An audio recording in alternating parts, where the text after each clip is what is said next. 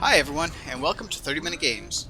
Today I'm reviewing Team 6's Flatout 3 Chaos and Destruction, available on Steam. I didn't realize when I began this review, but this 2011 Demolition Derby / racing game is pretty universally considered the worst one in the series. I haven't played any of the other games, but I have no trouble believing that. Rather than being a game with a few different game modes, Flatout 3 is a bunch of game modes that developer Team 6 has tried to turn into a game. The modes fall into a few broad categories. There are the racing modes, the demolition derby modes, and the challenge modes. In the racing modes, the goal is to make several laps of the course at high speed, avoiding the obstacles and getting hit by the opponent. The car has a damage model, and although inconsistent, hit certain obstacles and you instantly blow up and respawn, but hit others and you take a little damage. It's probably one of the few positives about the game. If the car's damage reaches 100%, it blows up and you lose the race immediately. The nature of the game and your opponents encourages you to drive like a maniac. However, I found I struggled to make good finishes when I did this. Even changing the difficulty level didn't seem to do much. I didn't start winning races until I started driving carefully, which isn't the point of the game. At that moment, it immediately lost a lot of potential fun that it could have held. The destruction derbies are worse than the races. The setup is actually pretty good. Where they fall apart is that the AI cars flock to the player. If you stop moving, usually because you ran into an obstacle, you'll immediately start being hit by a never-ending cascade of cars that will simply keep driving into you until you blow up, leaving you helpless and unable to move until you die.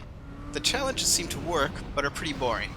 I only sampled a small number, but typically they gave incomplete directions, relied to a certain degree on blind luck, or were just stupidly monotonous.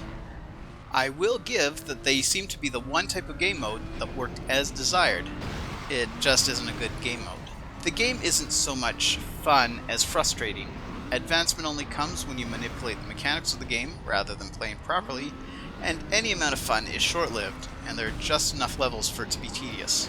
I give it a 1 out of 5. I'll admit, you don't have to invest much time to get tired of it. If you want to learn the races well enough to win them the game wants you to, you will need to invest a good amount of time. If you want to win all the challenges, likewise, you'll need to take a lot of time. If you want to win the destruction derbies, just keep moving, hit others, and don't get stuck. That one's easy. I'll rate this one a 2 out of 5. On accessibility, the game actually does well. You can pick up the game and play it in short bursts pretty easily. Saving is automatic, and unlocks happen when you finish a race, or challenge, or derby, which shouldn't take more than 5 minutes. I honestly didn't test this game for portability, but its system requirements are pretty low. Most laptops shouldn't have any trouble running this game. Make sure to hook a gamepad up to the computer and you should be good to go. With all that said, it does require a surprisingly large amount of disk space for the era, with 16 gigabytes as the minimum requirement, which could hold some laptops back.